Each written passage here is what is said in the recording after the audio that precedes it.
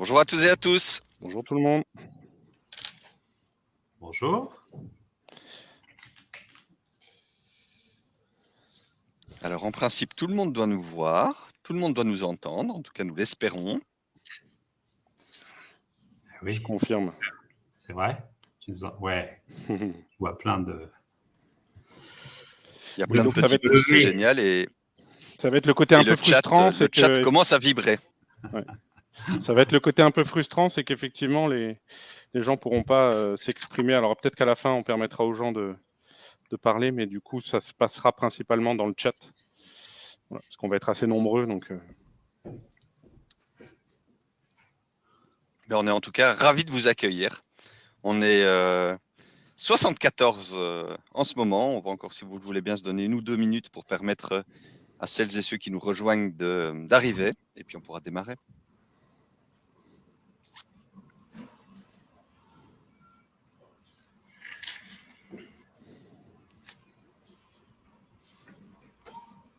Ah, Sylvie. Quelques soucis de connexion, on y arrive. On retrouve Sylvie qui va démarrer.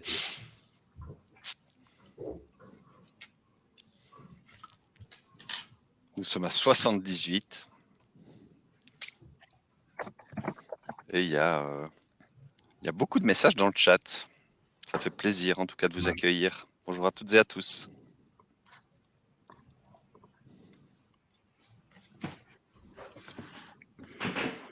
On attend encore 1 ou 2 minutes ou on démarre? Allez, on y va.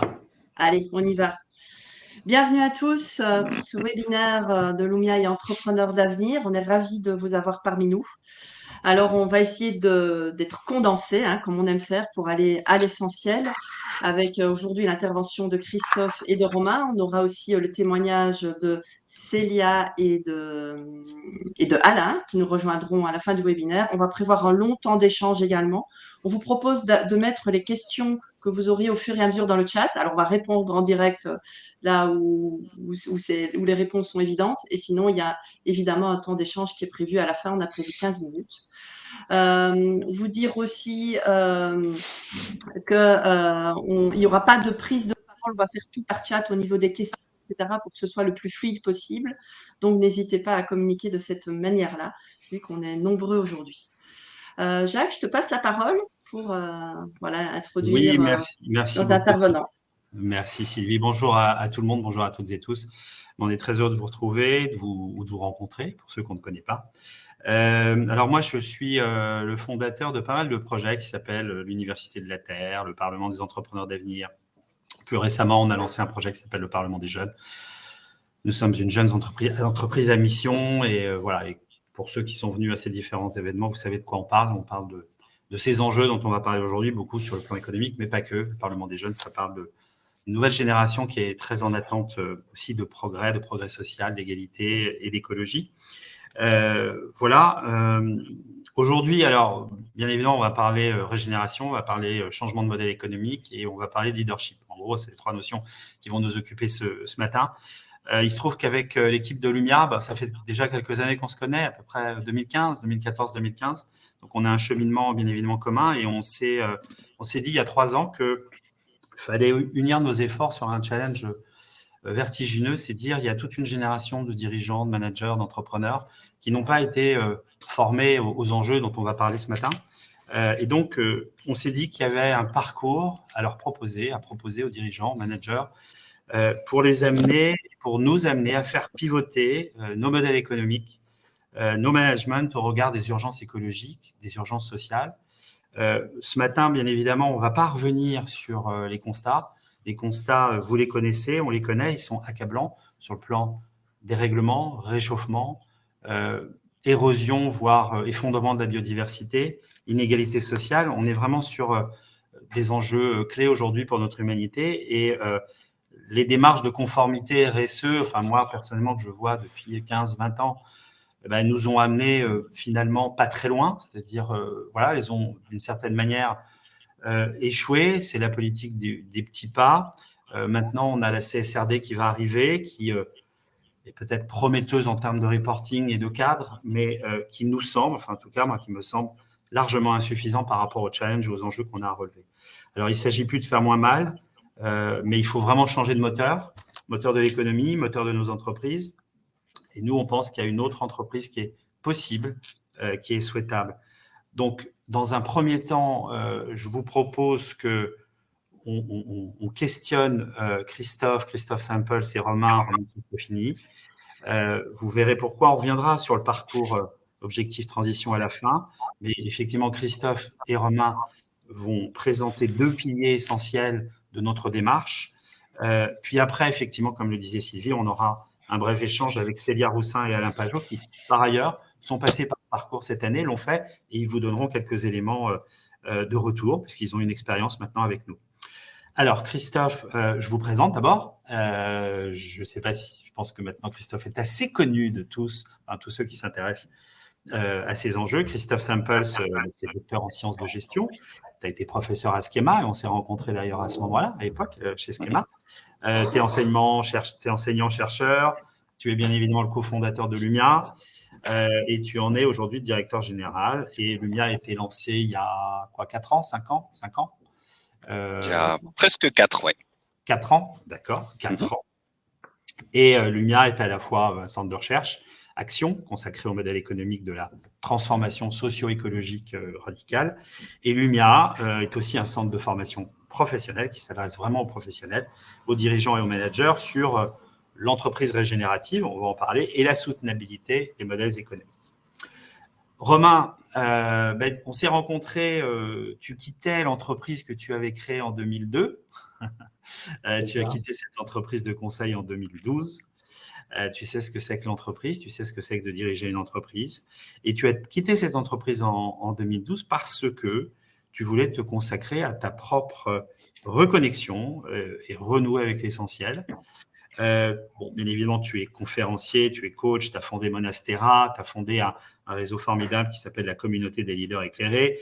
Tu as rejoint Lumia récemment et tu assures chez Lumia la partie vraiment leadership régénératif et tu t'occupes aussi du développement. Et par ailleurs, je vous conseille de lire le livre de Romain qui s'appelle L'intelligence spirituelle au cœur du leadership. C'est extrêmement enrichissant pour soi d'abord et pour les enjeux que nous voulons porter. Alors, Chris, je te pose la première question. Comment, qu'on soit dirigeant, manager, comment on s'engage sur cette voie transformatrice, cette voie régénérative? Comment on adapte ou on change son modèle économique? Est-ce que c'est possible? On peut aujourd'hui penser, il y en a beaucoup qui pensent que c'est pas possible, qu'il faut continuer comme ça, qu'il faut faire mieux, mais sans changer les choses. Nous, on pense pas ça. Et je te laisse en quelques minutes nous dire pourquoi et comment. Merci beaucoup, Jacques. Merci. Très heureux de partager ce moment avec vous. Alors, je vais peut-être commencer par la deuxième partie de ton interrogation. Est-ce que c'est possible? Oui, c'est possible. C'est possible. Dès le moment où une entreprise parvient à ses fins, elle démontre que c'est possible. Et des cas aujourd'hui de transformation ambitieuse, exigeante de modèle économique dans une visée de soutenabilité forte, il en existe. Donc, ça veut dire qu'il y a des ouvreurs de voie qui ont confirmé que l'objectif est atteignable. Maintenant, on ne va pas se mentir, c'est un travail de longue haleine, un travail qui est exigeant, un travail qui est complexe à mener et qui va nécessiter beaucoup de courage, d'audace et de ténacité. D'où le besoin de leadership régénératif dont Romain parlera juste après et qui me permet d'articuler ces deux sujets. Hein. Ce sont des sujets qui entrent fortement en correspondance les uns avec les autres. Alors, si j'en viens à ta première interrogation, qui est probablement celle que vous vous posez toutes et tous, comment on y va? Je pourrais évidemment pas être exhaustif en 10 minutes, mais peut-être quelques jalons clés. Je dirais que la première étape qui nous paraît absolument essentielle au sein de Lumia, c'est la capacité et la qualité de la problématisation stratégique. Qu'est-ce que ça veut dire?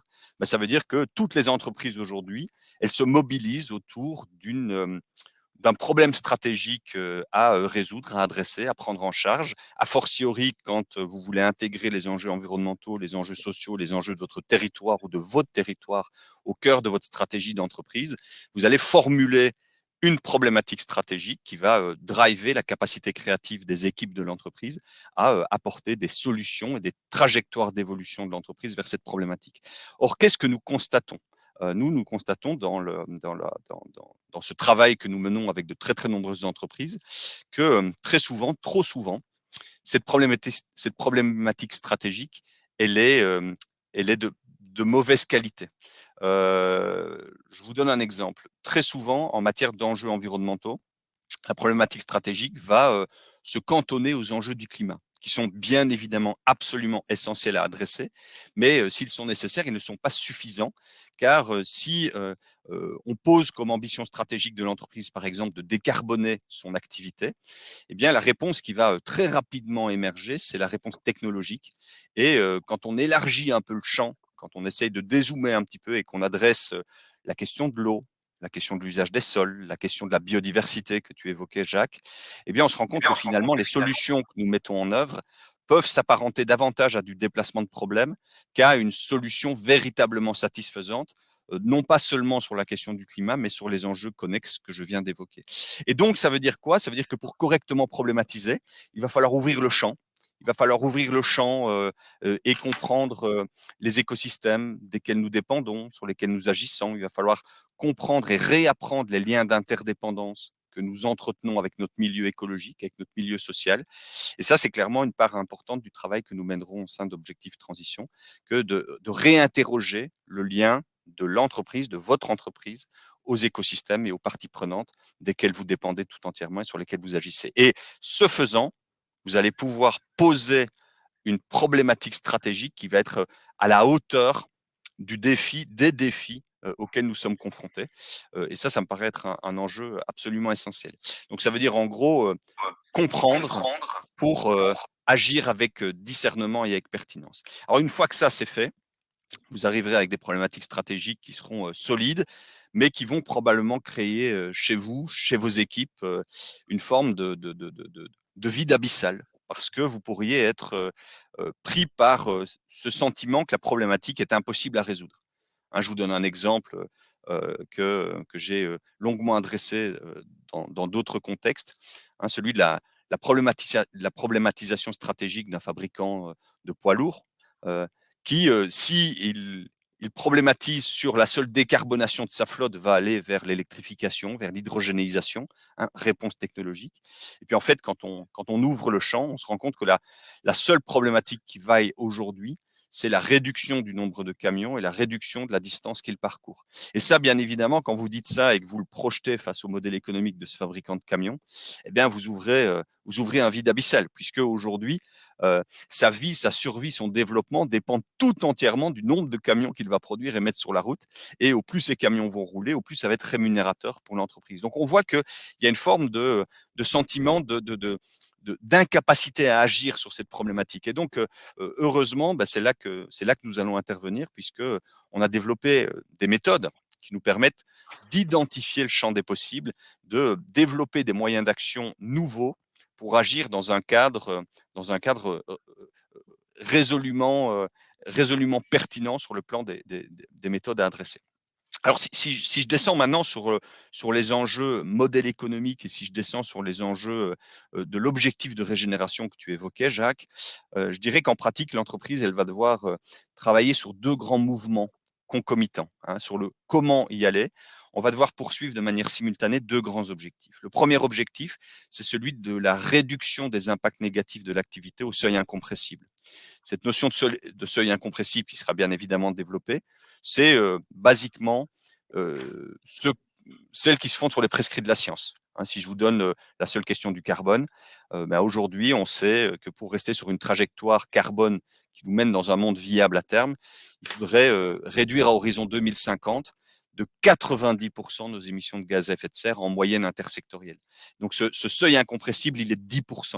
10% de ce que vous émettez aujourd'hui, ou plus exactement 10% de ce que vous émettiez en 2020. Alors vous vous rendez bien compte que quand je dis ça, la hauteur de la marche, elle est très significative. Et que si tous les instruments qui sont à votre disposition dans le cadre de vos stratégies RSE, par exemple, que sont les instruments d'éco-conception, d'éco-efficience, de sobriété énergétique, de substitution de matériaux, de substitution de sources d'énergie vers les ENR, d'économie circulaire, de raccourcissement de supply chain, etc. Si tous ces éléments sont absolument indispensables, ils vont être insuffisants. Ils vont être insuffisants et à un moment donné, il va falloir, oui, il va falloir se cogner à la question de ce modèle économique et j'ai même envie de dire qu'il y a une question encore plus épineuse à traiter qui est possiblement, potentiellement, celle du renoncement. C'est-à-dire, si je regarde objectivement mes activités et peut-être qu'il y a parmi elles des activités qui sont éco-incompatibles dans un monde de plus en plus fluctuant et dans un monde sur lequel la capacité à ramener de l'équilibre dans le chaos va être extrêmement important. Et donc, voilà, on va travailler sur ces 2 sujets, hein, modèle économique, renoncement. Et donc, bien évidemment, on a de nombreux appuis pour penser ces questions. Hein. On a des modèles serviciels, on a des modèles à impact, on a des modèles basse intensité matière, basse intensité énergie. Et donc, tous ces modèles, tous ces éléments qui vont étendre le champ des possibles, ils vous seront évidemment présentés, ils vous seront détaillés avec de très nombreux exemples à l'appui. Hein. Revenons avec cette idée première que tu évoquais, Jacques. Est-ce que c'est possible? Ben oui, on vous montrera que c'est possible parce que d'autres l'ont fait avant vous. Et donc, voilà, ça, c'est un premier mouvement. Mais évidemment, ce mouvement, il ne suffit pas. Et c'est là qu'on va rentrer, j'ai envie de dire, dans le dur de la régénération, mais dans la magie, dans la beauté, j'ose même le mot d'émerveillant et de reconquête de l'espoir. Puisque aujourd'hui, si vous êtes familier avec les enjeux environnementaux et si vous êtes en prise directe avec ces enjeux, peut-être que, comme beaucoup, vous souffrez d'une forme d'appréhension, voire pour certains désespoir, à dire mais de toute façon les jeux sont faits. Et la régénération nous semble ouvrir une fenêtre d'action qui non seulement redonne de l'espoir, mais également est porteuse d'enthousiasme. Alors, cette régénération, c'est quoi? La régénération, c'est, comme son nom le suggère, c'est la capacité d'un écosystème, la capacité d'une communauté humaine à se revitaliser, à réexprimer tout son potentiel en termes de fonction écologique, toutes ces capacités intrinsèques dont elle est naturellement porteuse, mais ces capacités, nous les avons très largement entravées dans la manière dont nous interagissons avec elle. Alors, je vais le dire d'emblée, la régénération est une propriété exclusive du vivant. Une technologie, ça ne se régénère pas. Une voiture, ça ne se régénère pas. Un pont, ça ne se régénère pas. Par contre, un écosystème forestier, ça peut se régénérer. Un écosystème aquatique, ça peut se régénérer. Un écosystème marin, ça peut se régénérer. Et de la même manière qu'une communauté humaine peut se revitaliser, retrouver du souffle, retrouver les conditions qui vont lui permettre d'exprimer leur potentiel. Et c'est précisément là-dessus qu'on va travailler. Alors, ça peut vous paraître très loin de votre activité aujourd'hui en vous disant: «Mais de quoi il nous parle?» Rappelez-vous ce que j'ai dit en préalable. Dans le travail de compréhension de ce qui se joue, on va mieux comprendre les liens directs ou indirects que vous avez avec les écosystèmes. Puisque aujourd'hui, la vie est possible sur Terre grâce aux fonctions écologiques que nous rendent les écosystèmes. Et donc, si la vie est possible, l'existence de votre entreprise repose tout entièrement sur ces écosystèmes. Maintenant, vous en êtes peut-être coupés, ils sont peut-être très, très distants de vous. Et donc, ce mouvement de compréhension initiale que j'évoquais sur la problématisation stratégique, il va vous permettre de retisser, de recomprendre les liens que vous avez aux écosystèmes. Et ces liens sont constitutifs d'autant de moyens d'action nouveaux pour engager un travail de régénération. Alors, je vous donne quelques illustrations. Hein. Vous pouvez vous reconnecter au vivant par le sourcing.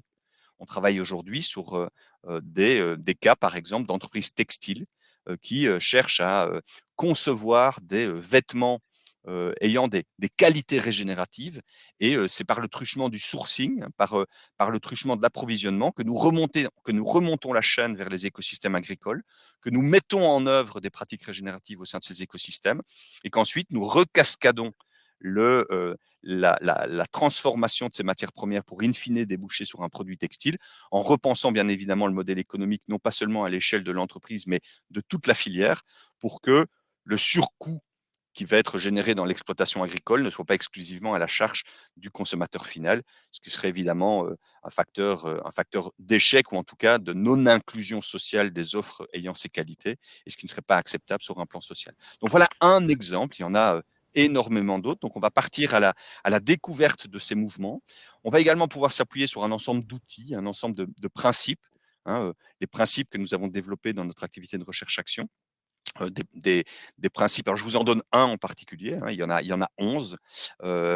Aujourd'hui, nous avons construit nos modèles, nous avons construit nos sociétés. Vous avez probablement construit vos entreprises sur une logique de performance et d'optimisation. Et cette logique, elle fonctionne extrêmement bien dans un monde stable. Elle fonctionne bien dans un monde stable où les conditions de l'environnement de demain sont largement conditionnées par les conditions d'hier. Malheureusement, cette stabilité, elle va être de moins en moins présente. On va de plus en plus rentrer dans une forme d'instabilité, de fluctuation. Certains parlent même de chaos. Et donc, ça veut dire quoi? Ça veut dire que si l'optimisation, elle fonctionne dans la stabilité, elle devient une source de vulnérabilité extrêmement grande dans la fluctuation. Et on va plutôt essayer de piloter par la robustesse, la capacité à rendre les choses plus robustes. Je vous donne là aussi un exemple. On travaille aujourd'hui avec des entreprises issues du domaine alimentaire. Aujourd'hui, il y a certaines filières alimentaires qui sont purement et simplement menacées. Ça veut dire que la question n'est plus de chercher à optimiser le rendement agricole de la production de ces denrées, mais la question, c'est véritablement celle de la survie de certains types de production dans un environnement qui est en train de changer, notamment en raison du réchauffement climatique, notamment en raison de la raréfaction de la ressource en eau, dont l'agriculture a tout entièrement besoin. Et donc, la question n'est plus de se dire, mais on va continuer à pousser sur la logique de renforcement des rendements agricoles. Non, on va peut-être potentiellement accepter de réduire les rendements de 10, 15%, mais pour travailler désormais la question de la robustesse de ces cultures, la question de la résilience de ces cultures.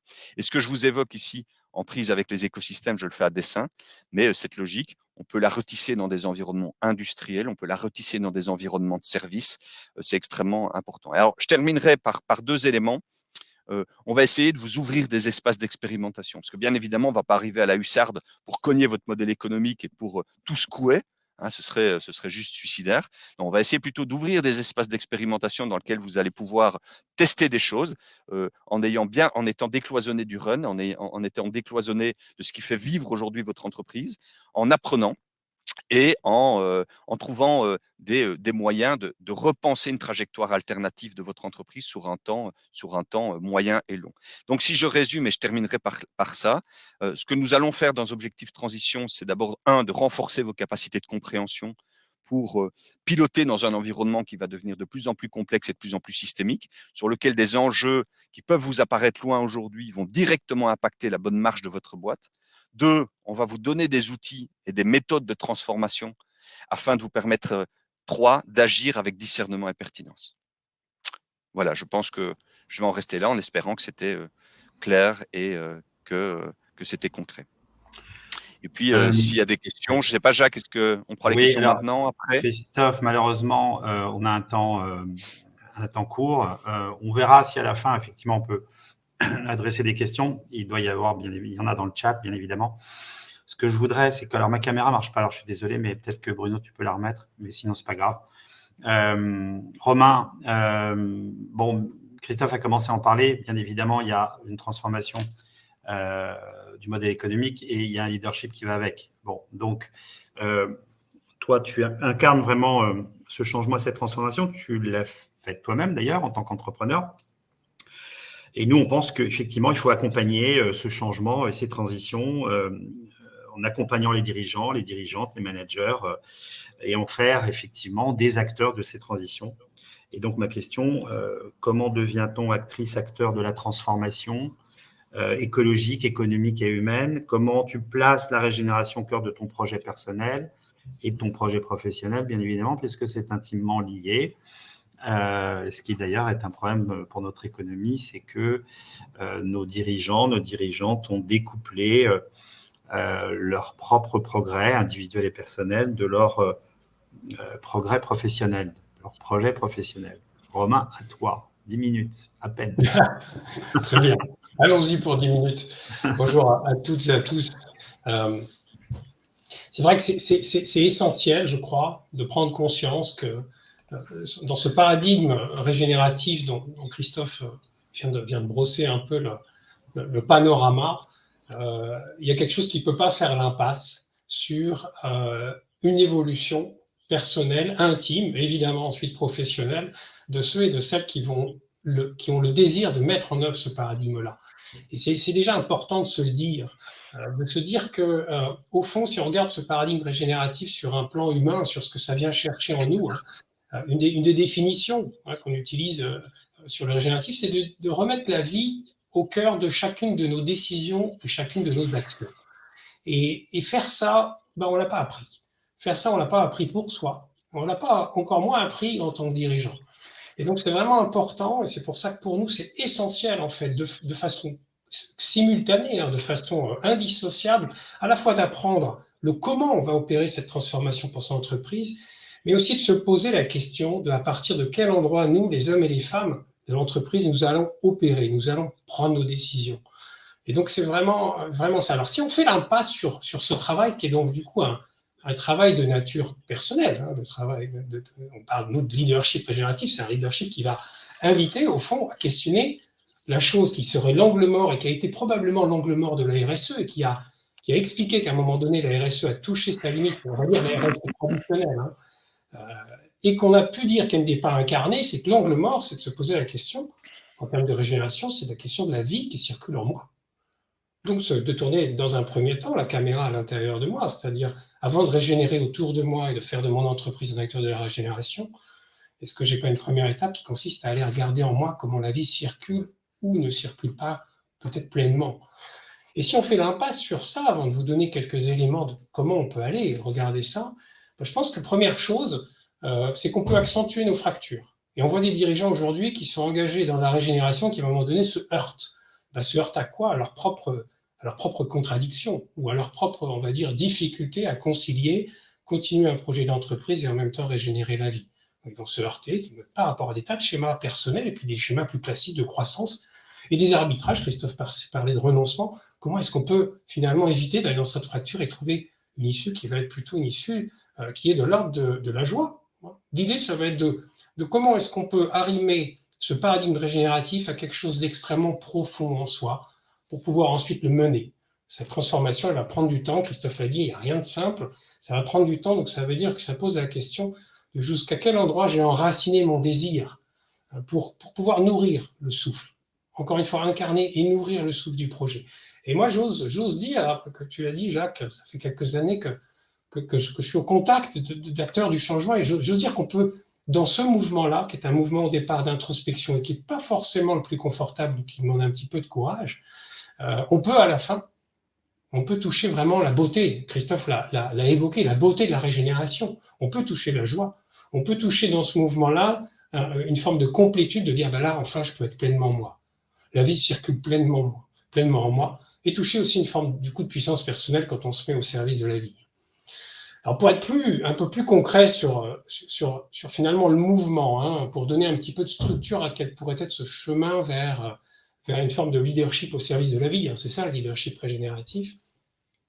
Quand on peut vraiment utiliser ces trois dimensions que vous retrouvez dans beaucoup de traditions, de traditions spirituelles, c'est d'aller questionner le lien que j'ai avec moi-même, d'aller questionner le lien que j'ai avec les autres et d'aller questionner le lien avec plus grand que moi, ou on va dire plus simplement le vivant non humain, si on parle de régénération. Donc le premier mouvement peut-être, c'est vraiment d'aller travailler sur soi, travailler on va dire sur l'être. Il y a quelque chose qui est vraiment à entendre, je crois, c'est que la régénération doit descendre dans le cœur. Je dois être capable d'aller rencontrer ce qui me met en joie, ce qui me crée de l'espoir, Christophe l'a dit. Je crois aussi fermement que nous avons ici un paradigme régénératif qui est à la hauteur de ce que nous rencontrons comme défi. Mais encore faut-il que j'aille toucher vraiment de façon détaillée. Finalement, qu'est-ce qui me met en joie ? Moi, à quoi j'aimerais que le monde ressemble ? Donc, vous voyez, il y a un premier mouvement qui consiste à aller souffler ensemble, et ce travail-là, qui est un travail d'authenticité, et de manière générale, tout ce que je vais vous décrire, ça nécessite un cadre de sécurité. Et puis, ça fonctionne mieux quand on est tous ensemble et qu'on a tous envie d'y aller. Et donc là, le premier tout petit mouvement, c'est de dire, je vais souffler sur les braises, finalement, qu'est-ce qui m'a attiré ? Qu'est-ce qui fait sens pour moi ? Qu'est-ce qui fait écho à mon histoire personnelle, afin que ces braises-là, ce désir régénératif, ça devienne quelque chose qui soit flamboyant, qui soit ressource. Après, très vite, quand on touche ça, on se heurte à nos schémas mentaux. Et donc, il y a une deuxième, je dirais, voie qui consiste à aller questionner ces schémas mentaux, un petit peu nos vieilles lunettes sur le monde, vieilles lunettes sur notre vie, et même des conditionnements. Je pense que quand on parle de croissance, c'est un conditionnement de société, c'est-à-dire une croyance sous-jacente pour notre boîte comme pour nous-mêmes, que plus c'est mieux. Donc c'est intéressant d'aller déconstruire ça et de se dire, tiens, qu'est-ce que je pourrais y gagner peut-être à faire du moins mais mieux. Il y a une deuxième chose qui est intéressante à aller regarder vraiment en face, c'est de se dire que il y a quelque chose à embrasser de l'ordre de la complexité. Aujourd'hui, nous avons hérité d'une pensée scientifique, nous avons hérité d'une pensée rationnelle. Cette pensée rationnelle, elle nous invite à fragmenter, à découper. Elle nous invite aussi du coup à réduire, à beaucoup simplifier, ce qui explique en partie qu'on s'est engouffré à 200 à l'heure vers le carbone en négligeant, ça commence à bouger un petit peu, mais par exemple la biodiversité. Donc comment est-ce qu'on embrasse la complexité, cette incertitude, l'absence du fait qu'on va contrôler tout? Dans les projets régénératifs, ce qui est important de comprendre, je crois, c'est que le vivant va se mettre au service du projet. La puissance du vivant va se mettre au service des idées initiales que vous allez insuffler avec votre équipe ou avec votre boîte. Mais si je suis dans le contrôle, si je suis dans finalement la gestion d'un projet avec un ROI et des étapes bien cadencées, je vais finalement fonctionner un peu à l'ancienne et me priver de tout ce que la vie, de manière générale, va faire émerger. Alors il y a la puissance du vivant, mais il y a tout ce que des nouvelles alliances avec des nouvelles parties prenantes vont par exemple faire émerger. Et donc si je suis évidemment bloqué dans mes mécanismes, on va dire simplificateurs ou de contrôle, je vais passer à côté de ça. Donc embrasser la complexité. Et puis de façon encore plus intime, là où ça vient nous chercher, cette histoire de régénération, c'est que ça vient nous chercher dans nos peurs. Si on est clair, si on se parle pour nous tous qui avons un chemin professionnel, on a forcément un attachement aussi à nos identités professionnelles. On a sans savoir intégrer des scénarios de vie qui consistent peut-être à réussir de telle ou telle façon. Et puis, sur le régénératif, on peut avoir une peur légitime aussi qui est une peur de est-ce que ça va marcher? Est-ce que j'embarque ma boîte dans une direction ou mon projet dans une direction qui est viable? D'une certaine façon, toutes ces peurs, elles sont liées à l'ego. Et donc, ça va être très intéressant d'aller regarder premièrement ce que c'est que l'ego, mais surtout de voir dans quelle mesure cet ego, parfois, il prend la place et il nous emmène dans des choses qui ne sont pas des schémas d'accomplissement de l'être. Donc, vous voyez, quelque chose qui permet de se dire aussi, je vais pouvoir avancer en confiance dans cette régénération. Donc, vous voyez, il y a tout un premier pan, je vais finir bientôt, mais il y a tout un premier pan qui vraiment relève de soi, avec l'aide d'un collectif. Parce qu'évidemment, la rencontre d'un collectif, des différences avec l'autre va permettre aussi d'affiner sa compréhension de soi et d'affirmer quelque part son engagement, son enracinement. Le deuxième mouvement, en fait, il va nous amener progressivement vers l'action, c'est de dire, OK, si vraiment ce paradigme, je l'ai dans le cœur, cette régénération, comment est-ce que je peux embarquer un collectif? Parce que je ne vais pas le faire tout seul. On constate beaucoup avec les dirigeants qui font la Convention des entreprises pour le climat. Très, très vite, la question, c'est comment j'embarque mon équipe de direction, parce qu'on ne peut pas incarner tout seul, on ne peut pas évidemment faire tout seul. Et donc, il y a l'idée de se dire, la régénération, elle commence dès la première réunion, dès la première rencontre où vous allez commencer à en parler en interne. Parce qu'à ce moment-là, déjà, vous avez la possibilité de vivre quelque chose de différent. Donc, elle va se vivre dans les petits pas, dans les premières choses, la façon dont on va en parler, la façon dont on va embarquer un collectif, les processus peut-être de décision, d'intelligence collective, de reconnexion à soi, d'écoute des émotions, d'intégration du non-humain dans nos processus de décision. Vous voyez, il y a tout un ensemble de choses qui vraiment sont dans, on va dire, dans cette deuxième dimension de comment je renouvelle mon lien à l'autre, au fond. Et comment je permets, dans une démarche régénérative, que chacun prenne sa place et que chacun amène toutes ses beautés d'être humain. Comment je permets, en fait, que la vie circule pleinement dans le projet. Et puis, il y a une troisième dimension qu'on travaille là aussi de façon quasi, indissociable. Parce que là aussi, ça serait hors sol de ne pas le faire. La troisième dimension, c'est d'aller questionner le lien que j'entretiens avec le non-humain, avec la nature. Et de se poser la question de, finalement, si je veux régénérer les écosystèmes, est-ce que je vais les régénérer avec une vision mécaniste, avec une vision méthodologique, scientifique, rigoureuse? Il va avoir besoin de science, bien sûr. Mais est-ce que j'ai revisité le lien que j'ai avec les autres espèces? Est-ce que je suis en capacité, pour ça on s'appuie notamment sur les sagesses des peuples premiers, parce que ces peuples-là, ce qu'on appelle les peuples indigènes, ils ont gardé cette évidence que nous sommes totalement interdépendants du vivant et que nous sommes le vivant, que nous sommes nature, nous ne sommes pas à côté, nous ne sommes pas au-dessus. Et donc comment est-ce que aussi on peut finalement aller enraciner cet engagement sur un lien qu'on a revisité? On parle beaucoup de territoire dans le régénératif. Comment vous êtes dans votre territoire? Comment vous connaissez votre écosystème? Est-ce que vous rencontrez la forêt dans laquelle vous avez l'habitude de vous balader ou est-ce que c'est juste un décor? Vous voyez, donc là, on va pouvoir, par des expériences de reconnexion au vivant, qui ouvrent un chemin d'années et de décennies, et probablement de plusieurs générations pour l'occidental que nous sommes, hein, de retisser ce lien qu'on a perdu. Mais c'est vraiment extrêmement important aussi de mettre ça dans le cœur. Donc voilà, pour conclure tout ça, on va le faire dans le programme, on le fait dans un espace de sécurité. Donc dans un espace où évidemment il y a la bienveillance, dans un espace où on va pouvoir se rencontrer soi, rencontrer l'autre, et où on va ensuite par à la fois des apports, mais aussi des expériences. C'est évidemment de l'ordre de la nature de l'expérience, hein, aller, comme je vous disais, par exemple dans le milieu naturel, pour aller explorer ce lien et faire quelques expériences pour questionner, vraiment comprendre le changement de regard peut-être qu'on peut faire et ce lien intime qu'on peut avoir peut-être avec une plante ou avec un arbre. Et puis, on va aussi, donc, du coup, aller questionner comment on fonctionne. Donc là, de l'introspection, des exercices qui permettent d'aller regarder, par exemple, où est-ce que l'ego s'agite quand c'est moi, où est-ce qu'il va freiner, où est-ce que je peux en faire plutôt un allié. On va aller regarder, on va beaucoup voir en quoi la pleine conscience n'est pas une technique de bien-être. La pleine conscience, c'est une tradition de sagesse, mais c'est surtout un espace de réflexivité, un espace de discernement dans lequel je vais pouvoir commencer à m'installer parce qu'on va avoir besoin, en tant que leader d'un projet régénératif, de cet espace d'introspection, de questionnement, des croyances, d'enrichissement permanent de sa vision du monde, parce que, oui, c'est un changement de vision du monde, donc ça va nous demander beaucoup de souplesse.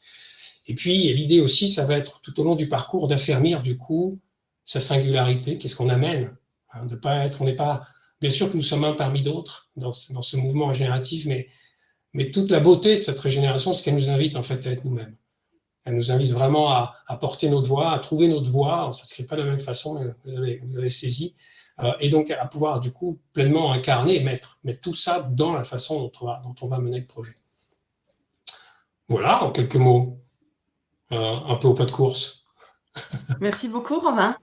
Il y aura certainement des questions qui vont arriver au fur et à mesure dans le chat auxquelles vous pourrez répondre, Christophe et Romain, à la fin. Merci. On va prendre maintenant un petit temps pour échanger avec Célia et Alain, qui ont participé à la formation Objectif Transition. Je vais vous partager aussi quelques éléments un petit peu clés de la formation. Bonjour Célia. Et voilà, comme ça vous avez un peu les éléments phares si c'est quelque chose qui peut vous intéresser. Donc je vais vous partager mon écran en espérant que ça fonctionne.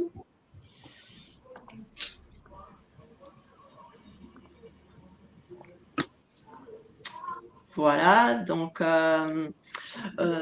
Objectif Transition, c'est un programme de 70 heures qu'on démarre en présentiel et on termine en présentiel 2 fois 2 journées et entre-temps, il y a 8 ans en distanciel. Donc, c'est vraiment conçu pour aller à l'essentiel pour les dirigeants parce qu'on sait que vous avez peu de temps, soit dirigeants, managers. Ça s'adresse à des ETI, à des grands groupes, à des PME. C'est des décideurs qui ont envie d'y aller, qui ont compris qu'on ne peut pas continuer comme on le fait aujourd'hui dans le business as usual. Donc, c'est des gens souvent qui se disent, on a envie d'y aller, mais on ne sait pas par quel bout. Les motivations sont souvent différentes, on le voit dans les types de participants.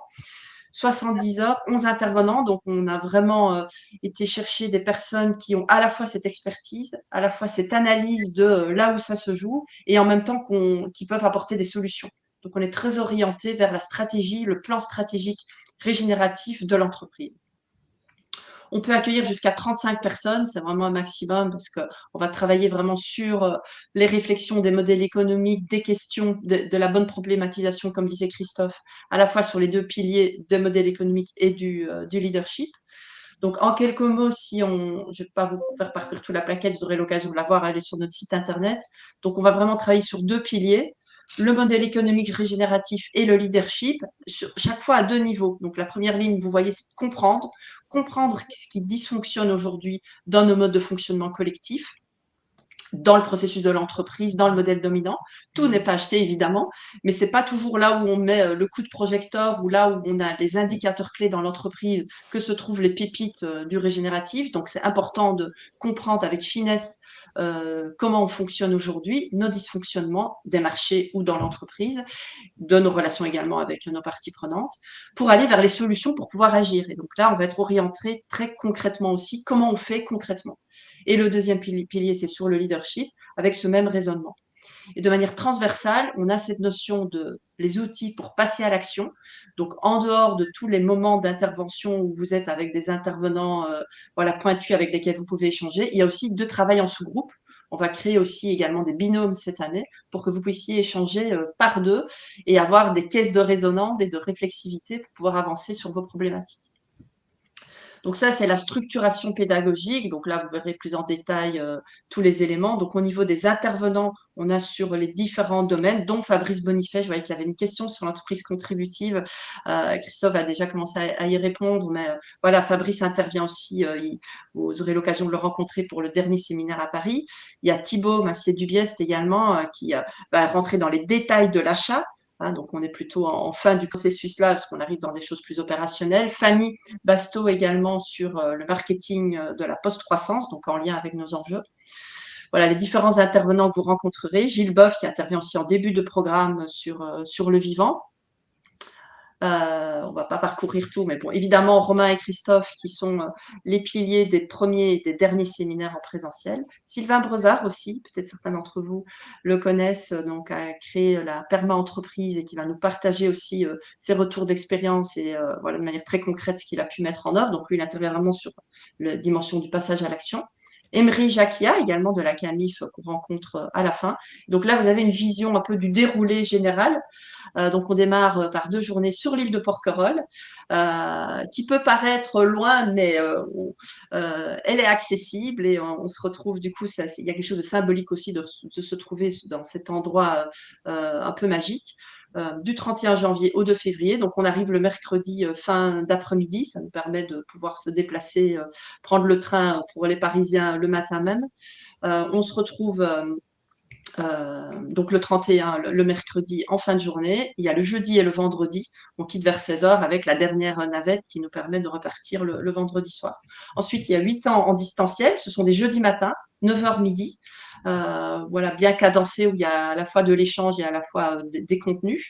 Le tout avec, comme je vous disais, des travaux en sous-groupe et la possibilité d'avoir un LMS. Donc, on a tout un système collaboratif. Vous avez accès à toutes les informations et toutes les données. Il y a la possibilité, on ne l'impose pas, mais c'est un bon moment de se retrouver tous le 15 mai. Donc l'année prochaine, ce sera le 15 mai 2024. On se retrouve toute la communauté qui sont dans le régénératif à Lumia, à Mont-Sartoux. On est situé entre Cannes et Grasse dans le sud de la France. Et là, on retrouve tous les acteurs qui sont sur le régénératif dans tous les écosystèmes. On l'a organisé pour la première fois cette année, les premières rencontres. C'est un moment très fort. Voilà, donc on propose, et à ce moment-là, le lendemain, il y a aussi un temps distanciel, et on termine par 2 journées à Paris les 4 et 5 juillet. Au niveau des modalités, donc vous retrouvez tout sur la plaquette ici. Donc il y a un tarif en fonction de la taille de l'entreprise. Et ce qu'on vous propose pour tous les participants là, du webinaire et pour pouvoir vous engager, prendre la décision, parce que c'est toujours un processus de se dire est-ce que je vais prendre 70 heures par rapport au tarif là que vous voyez là, on vous propose 20% pour tous les early birds, donc tous les personnes qui s'inscrivent avant la fin du mois, donc avant le 30 octobre. Voilà, en même temps, nous, ça nous permet de voir avec qui on va pouvoir embarquer, parce que ce n'est pas toujours des processus de décision importants, mais nous, on est convaincus que c'est par la formation des dirigeants que les choses vont pouvoir bouger dans toutes les dimensions, comme on le disait. Donc là, on va un petit peu échanger avec Célia et Alain, là, qui nous ont rejoints. Bonjour à vous deux. Célia, tout d'abord, merci d'être là, de prendre un peu de ton temps précieux. Est-ce que tu peux nous dire en quelques mots en quoi ça nourrit ta réflexion stratégique au niveau de ton modèle économique et peut-être dans un deuxième temps pour toi en tant que personne? Voilà, en quoi ça nourrit tes réflexions de manière générale et d'un point de vue stratégique? Absolument. Merci Sylvie. Bonjour à tous. C'est un immense plaisir d'être avec vous parce que ça vient remettre toute cette énergie et cette connexion que j'ai vécue pendant 6 mois auprès des équipes de Lumia et d'entrepreneurs d'avenir. Et je peux vous dire que ça a été transformationnel. J'en ai beaucoup parlé autour de moi et je sais que ça marque le début d'un chemin. Alors, ça a été une étape très importante de transition parce qu'en fait, j'ai monté mon entreprise à partir de janvier, quand j'ai commencé Lumia après 12 ans en corporate dans une boîte du CAC 40. Et ça m'a permis de définir un modèle que j'applique sur mon entreprise Fépi Trésor. Et de ce point de vue-là, c'est absolument nécessaire parce que je n'avais pas le bon proxy. En fait, j'avais un proxy différent. un proxy qui est aujourd'hui dominant sur comment gérer une entreprise, quelle est sa place, son rapport au vivant, et puis un proxy aussi différent sur le leadership. Et ça m'a permis de m'inscrire dans un mouvement régénératif, de savoir pourquoi je faisais cette boîte, comment j'allais le faire, me donner beaucoup d'aide, de courage, je crois, avec le collectif. Alors, pour vous donner quelques éléments, pourquoi j'ai fait Lumia, j'avais fait 4 ans en autodidacte sur le sujet. Ensuite, j'ai fait la formation à Cambridge qui était assez fonctionnelle, on va dire, mais je trouvais que je n'étais pas encore assez outillée. Je n'avais pas réussi à craquer une voie pour y arriver. Et c'est une CSO qui m'a conseillé Lumia. J'y suis allée. Et ce que j'en retire, c'est que c'est possible, qu'il y a un nouveau modèle qui est possible, qu'il y a un nouveau leadership qui est possible, que ça va nous permettre d'avancer, d'essayer de passer cette décennie décisive et de pouvoir aussi prendre beaucoup de joie dans cette transformation qui n'est pas facile. C'est dur. C'est dur d'entreprendre, c'est dur de transformer nos organisations. On peut le faire qu'avec le collectif. Je crois que Romain, tu l'as dit très bien, c'est impossible d'y arriver seul. Et le souffle, on le trouve aussi à l'intérieur de soi, mais aussi avec les autres. Et moi, je suis très reconnaissante d'avoir trouvé cette voie-là. Aujourd'hui, je me sens outillée. En fait, j'ai posé la problématique régénérative avec de la boîte, donc de Pépites Raisin, pendant le parcours apprenant de Lumia. On l'a fait en binôme avec un alumni. C'était extrêmement enrichissant. Ça m'a permis de poser en moins de 3 mois la mission pour ma boîte, qui est déterminante sur le chemin qu'on lui donnait, mais aussi les valeurs, ce qu'on appelle les valeurs, mais en fait, vraiment une boussole pour pouvoir avancer. Et puis, je regarde le monde économique de façon très différente dans sa complexité, avec aussi mes propres contradictions, en sachant ce que je veux en faire. Donc voilà, la notion de sous-performance, de sous-optimale que Christophe mentionnait, j'ai mis beaucoup de temps à comprendre parce que c'est des nouveaux concepts. Et en fait, aujourd'hui, elle m'est également très importante dans ma façon de réfléchir à mon écosystème, notamment pour mon métier de circularité végétale. Donc, si je devais résumer, je me sens outillée, vraiment avec une capacité à comprendre le monde de façon écosystémique et pas que d'un point de vue carbone. Et j'étais venue avec cette compréhension-là des enjeux RSE. Donc là, j'ai shifté. Et puis, je me sens outillée humainement par mon souffle et par les gens qui m'entourent. Voilà. Et du coup, si tu te disais que tu en parles autour de toi, pourquoi tu la recommanderais en fait, si tu devais la recommander aux personnes qui sont là ou aux dirigeants qui sont à tes côtés, même si bien sûr, le chemin il se termine pas en 6 mois, bien sûr, on l'a vu, les enjeux ils sont stratégiques, donc on met pas en œuvre des stratégies en 6 mois et on n'est pas quelqu'un d'autre en 6 mois, mais c'est un chemin sur lequel on a des jalons et puis une feuille de route, une boussole. Est-ce que si tu devais dire 1 ou 2 raisons pour y aller, pour les personnes qui hésitent finalement à prendre de leur temps, parce que ça revient à ça, des agendas surchargés, le court terme qui nous rattrape, okay. Franchement, je pense que le temps, c'est passé très vite. 70 heures, on ne les a pas vues passer. Il y a des temps d'échange et on a du mal à se poser dans ce monde-là. Donc, prendre 3 jours, on sait à chaque fois que c'est un temps qui est très régénérateur, mais pas pour prendre le mot, mais c'est un temps nécessaire de faire une pause. Donc, finalement, le temps, je ne trouvais pas tant que ça une contrainte. Le premier aspect, c'est l'interdisciplinarité. Je crois qu'elle est nécessaire pour comprendre la complexité du monde. Elle est apportée par les intervenants de Lumia. Georges Boeuf, moi, ça a révolutionné une partie de ma pensée intellectuelle. Sincèrement, il y a des choses parfois qui nous transforment et c'était le premier webinaire en live, non présentiel. Et cette pluridisciplinarité, elle nourrit notre façon de faire l'économie. Je crois qu'aujourd'hui, on a une impasse parce qu'on est effectivement réductionniste, en silo, et que du coup, on peut ni innover, ni penser, ni s'interconnecter. Donc ça, pour moi, c'était un des enjeux majeurs. Et puis après, le vivant, j'ai appris, et puis je crois que je m'étais construite aussi dans un chemin qui était d'ultra-performance individuelle, détachée, hors des écosystèmes. Le moment où j'ai compris que j'étais moi avec les autres au sein du vivant, ça change la perspective d'une boîte. Voilà, c'est 2, si tu peux résumer en 2. Sylvie, sur ces deux éléments. Top. Super, merci Célia. Bah, si tu as encore un peu de temps pour rester, si jamais il y a des questions à la fin pour toi aussi. Merci beaucoup.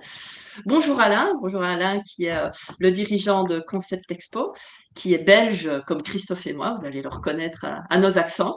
Alain, est-ce que tu pourrais nous dire en quelques mots toi aussi ce qui a nourri dans ta réflexion stratégique sur ton modèle économique et puis peut-être en deux, plus en tant que personne, en tant que dirigeant? Merci Sylvie, bonjour, bonjour à toutes et tous. Et effectivement, comme Célia, ça me fait très chaud au cœur de vous revoir et de me replonger dans ces 6 mois. Donc moi, je suis dirigeant d'entreprise en Belgique qui a une trentaine d'années d'existence, donc qui existe depuis pas mal de temps.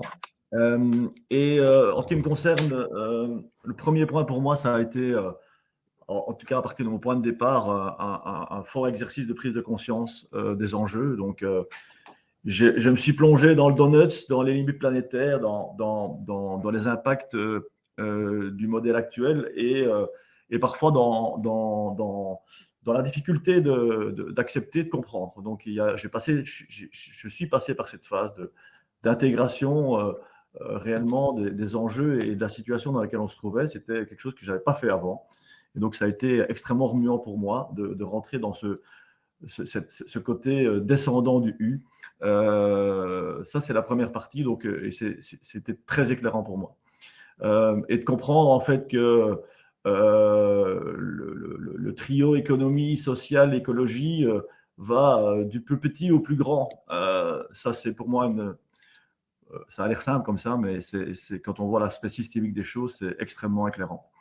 Donc ça, c'est pour moi le premier enseignement. Le deuxième enseignement, c'est effectivement de découvrir qu'il y a des modèles alternatifs qui permettent de réduire les impacts certainement, mais qui permettent de régénérer le vivant. C'était extrêmement concret ce que Christophe nous a amené en parlant concrètement de c'est quoi les ports d'entrée possibles, c'est quoi les piliers qui font qu'une entreprise peut changer son modèle économique.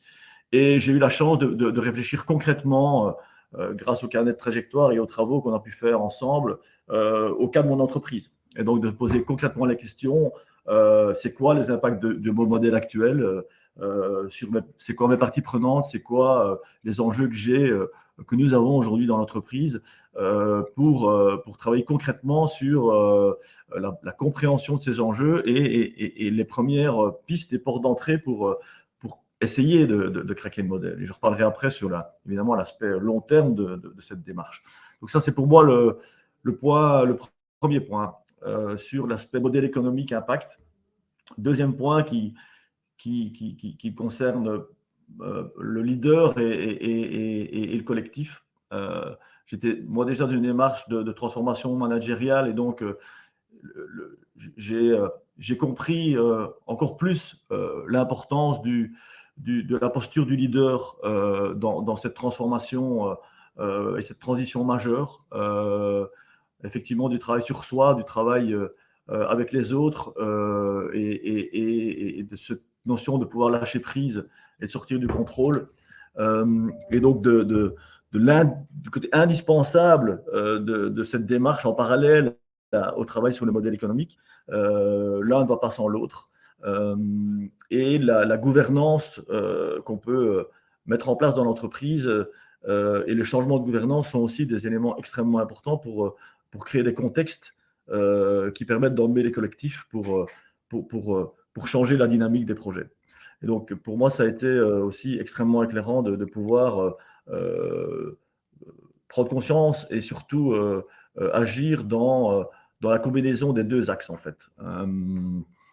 Et dernier point peut-être, ce qui est toujours extrêmement fort dans ce genre de moment, c'est qu'on est avec des pairs, on crée des connexions, des liens, des coopérations qui nous permettent réellement d'avancer ensemble, de partager nos problématiques. Et c'est ce qui nous rend encore plus fort après quand on veut avancer sur la transformation de nos modèles. Merci. Et du coup, Alain, en un mot, ou les deux raisons pour lesquelles tu penses qu'un dirigeant aujourd'hui ou un manager doit prendre le temps de faire un pas de côté pour en même temps voilà, continuer le business, mais de se former, de s'outiller. Quelle serait pour Bah, toi la raison? Ouais. je crois il y a, il y a pas photo sur le fait que si on veut avancer, échanger, on doit prendre du temps, et notamment du temps pour soi. Et ce temps qu'on consacre à la prise de conscience et à la mise en mouvement, c'est quelque chose de tout à fait majeur si on veut agir et si on veut emmener des collectifs. Et ça, le fait d'être notamment en présentiel pendant 3 jours à Porquerolles ou à la clôture, ça, c'est absolument incroyable comme impact. Et donc, ça, ce temps-là, on le gagne 1000 fois derrière. Et ça nous permet aussi de prendre du recul et de lâcher prise par rapport à notre actualité, ce qui nous impacte tous les jours. Parce que, évidemment, changer un modèle économique qui existe, et l'image qu'on prenait avec celles et ceux qui étaient dans la promotion, c'est on doit changer le moteur tout en roulant. Et on est évidemment toujours en tension entre il faut que la voiture ne s'arrête pas ou le véhicule ne s'arrête pas parce que il faut garder la pérennité, mais on doit agir pour changer. Et donc, et ce partage de ces réalités avec ses pairs, c'est majeur. Et ça nous fait avancer beaucoup plus vite, en fait. Et donc, ce que j'ai beaucoup aimé, c'est à la fois l'aspect intellectuel de la démarche, de la compréhension, mais aussi l'aspect extrêmement pratique des cas sur lesquels on a travaillé, évidemment des intervenants très inspirants sur le marketing, sur les achats, et j'en passe, et d'autres, et sur le développement personnel. Je crois que ce mix-là, il est extrêmement intéressant parce qu'il permet non seulement de comprendre, mais de donner réellement des pistes d'action. Et le temps qu'on consacre avec ses collègues, ses pairs, c'est extrêmement précieux. Super, merci. Merci beaucoup, Alain. On va passer aux dernières questions. Donc là, Lou, merci Lou, a mis sur le chat là, les questions qui n'ont pas encore eu de réponse. Jacques, je ne sais pas si au niveau de ta caméra, ça a pu se Non, il ne marche résoudre. pas. Je suis désolé. Bon, Vous on pouvez t'entend. m'entendre, mais pas me voir. Voilà. Donc la première question qu'on a dans le chat, quel exemple d'entreprise ayant changé leur modèle d'affaires / renoncé pouvez-vous nous donner? Parce qu'il y a quelques exemples qui sont pas confidentiels, sur lesquels vous pourriez témoigner. Alors on a beaucoup d'exemples. Sur la question du renoncement aujourd'hui, et je me permets d'en parler parce que c'est une entreprise qui communique sur le sujet. On travaille notamment avec l'entreprise Expanscience. Expanscience est un laboratoire de dermocosmétiques qui notamment porte la marque Mustela, qui est bien connue des familles. Aujourd'hui, ils réfléchissent très très clairement à la pérennité d'un produit qui est pourtant un produit assez important dans leur gamme, qui est celui de la lingette jetable. Vous êtes probablement, en tout cas si vous avez eu des enfants, vous avez forcément utilisé, sinon la marque Mustela, en tout cas une marque équivalente de lingette. Voilà typiquement aujourd'hui une entreprise qui réfléchit à un plan de désengagement sur ce type d'activité pour un produit qui pourtant pèse sur le plan à la fois du chiffre d'affaires et de la rentabilité, mais qui cherche aussi à offrir une alternative crédible au regard du besoin fonctionnel que prend en charge cette lingette, pour simplement que ce ne soit pas une perte de chiffre d'affaires qui serait immédiatement compensée sur un plan global par une hausse de la part de marché de concurrents, parce que là, l'entreprise aurait tout perdu et rien gagné sur un plan socio-écologique. L'idée, c'est de pouvoir concevoir une alternative aux besoins bien réels qui soit une alternative séduisante, attractive et beaucoup moins pénalisante au niveau des familles. Donc ça, c'est un exemple sur le plan très spécifique de la question du renoncement. Sur la question de la transformation des modèles économiques, là, on a beaucoup d'exemples à l'appui. Peut-être que plutôt que de vous les lister, en fait, on s'apprête à lancer une publication chez Lumia que vous allez voir passer, elle est en cours de mise en page, et qui a analysé plus de 40 études de cas d'entreprises qui peuvent être qualifiées de régénératives de près ou de loin.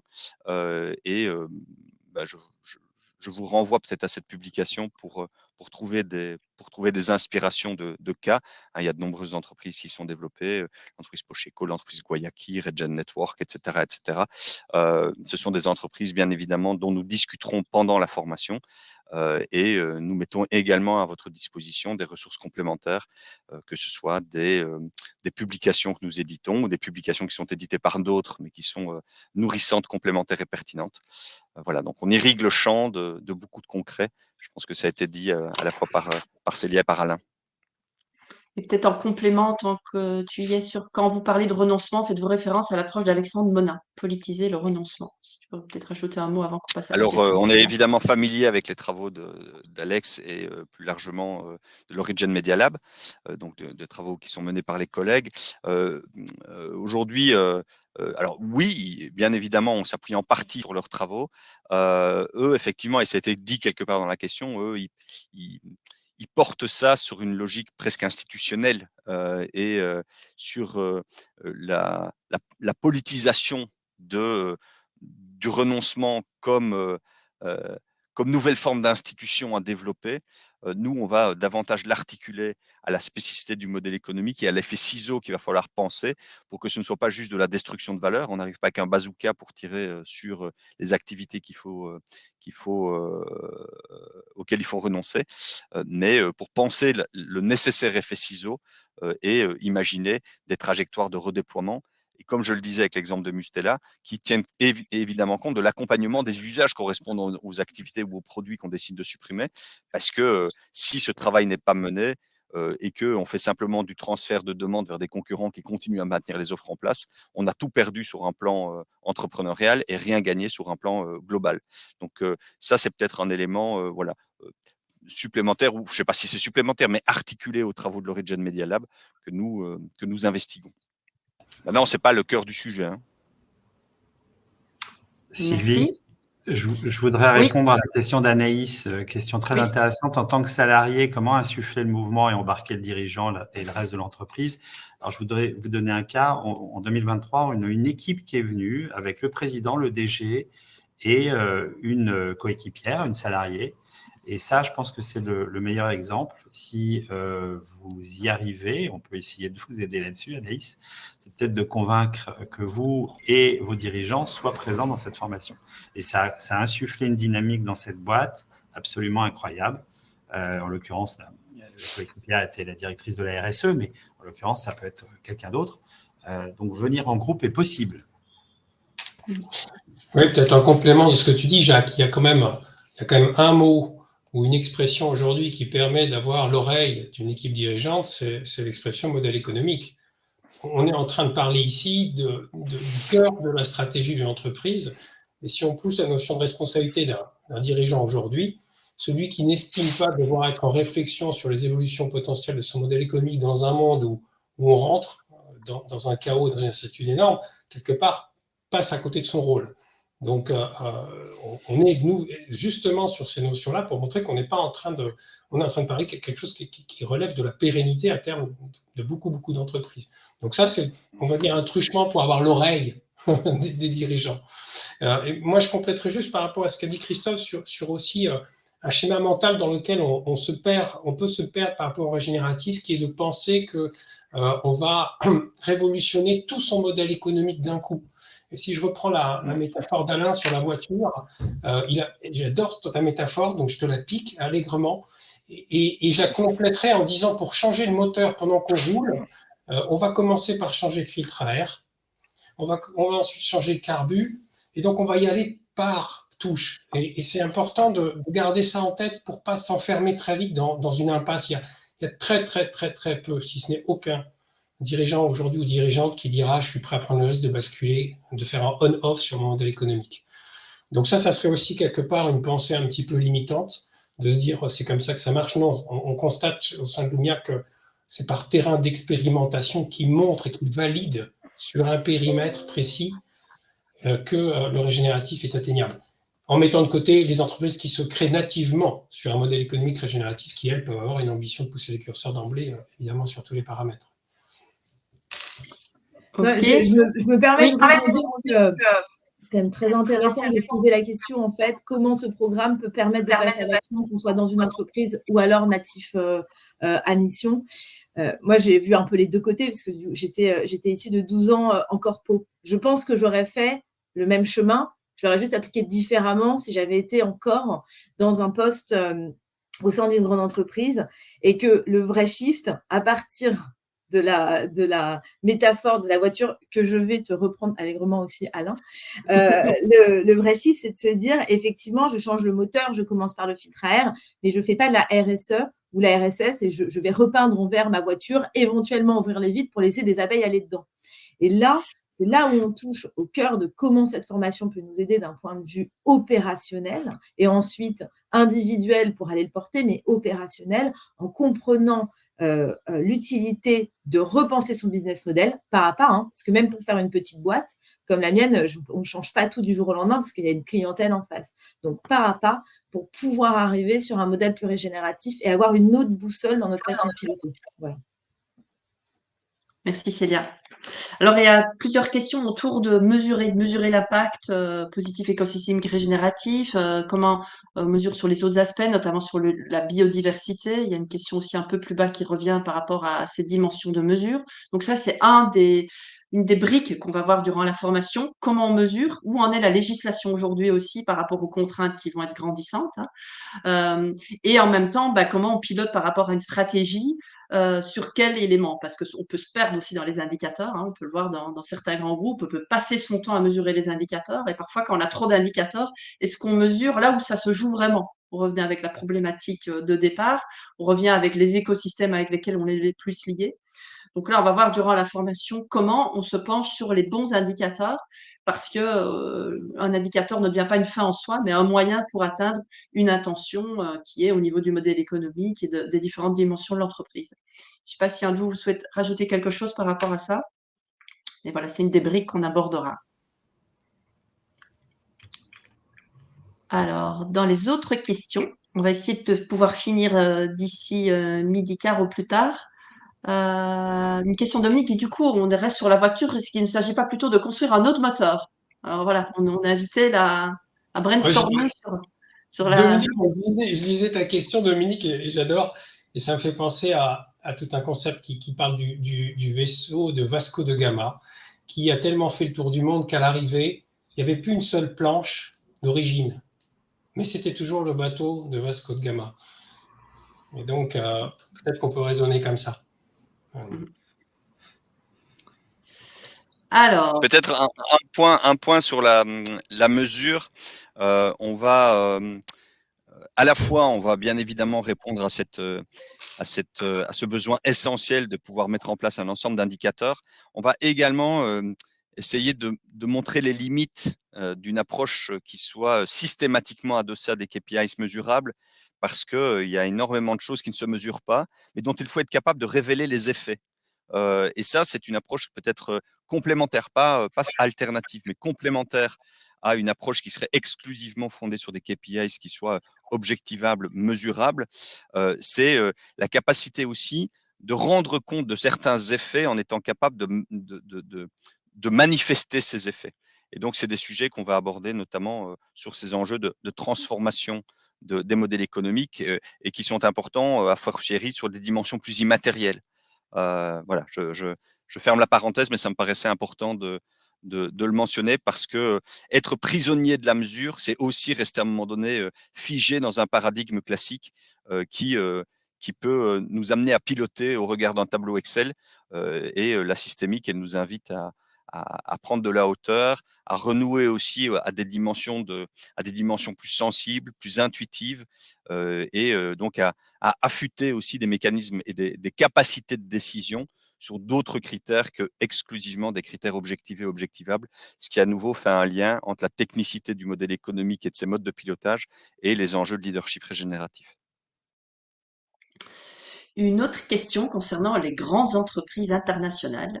avons-nous des exemples qui auraient entamé le début d'une redirection vers des modèles économiques régénératifs? Donc, plus de 10 000 employés présents sur plusieurs continents. Alors, il y en a beaucoup qui commencent à jouer avec le régénératif, hein, certaines avec une authenticité dans l'engagement et d'autres avec des approches qui sont très très classiques. On en trouve beaucoup dans le secteur agroalimentaire. On en trouve également dans le secteur du luxe, hein. Je pense à LVMH par exemple. LVMH aujourd'hui est très fortement engagé dans l'agriculture régénérative, dans la viticulture régénérative au travers de la maison Moët-Hennessy ou de l'ensemble des maisons Moët-Hennessy. C'est une entreprise qu'on connaît bien. On a d'ailleurs eu des gens haut placés de chez Moët-Hennessy qui ont fait Objectif Transition. Chez Kering également, il y a des initiatives ambitieuses qui sont mises en œuvre. Alors, souvent, quand on évoque ces initiatives, elles prêtent à sourire en disant « Ah, mais quand on voit tout ce que ces grandes boîtes font de mal, est-ce que c'est pas de la gadgetisation ?» Si je reviens sur l'idée de l'expérimentation, je pense au contraire que ces entreprises commencent à prendre conscience des effets pervers de certaines logiques dans lesquelles elles sont engagées, notamment sur les logiques d'optimisation de performance, de surperformance, et qu'elles ouvrent au contraire des espaces d'expérimentation assez importantes. Hein. Chez Danone, il y a des espaces d'expérimentation importants. Chez Nestlé, il y a des espaces d'expérimentation importants sur le volet régénératif. Maintenant, est-ce qu'ils vont assez vite, assez loin? Ça, chacun en est juge. On donnera des clés de décryptage pour apprécier le chemin mis en œuvre. Mais voilà, en tout cas, très clairement, des entreprises qui font des choses sur le sujet et qui sont résolument inscrites dans des logiques d'expérimentation. Ok, merci. On voit qu'on arrive au bout. Les questions continuent, donc on est joignable, hein. Bruno a mis les coordonnées. Vous nous trouvez aussi sur LinkedIn, donc il n'y a pas de souci si vous avez encore des questions. On était ravis de passer ce temps avec vous. Merci Célia, merci Alain, et on se réjouit de suivre l'aventure de vos entreprises au fur et à mesure des mois à venir. Merci Romain, merci Christophe, merci Jacques pour ce temps passé ensemble. Et on vous dit à tous une belle journée et on vous dit à très bientôt. Très belle journée à tous. Merci beaucoup. Bonne journée.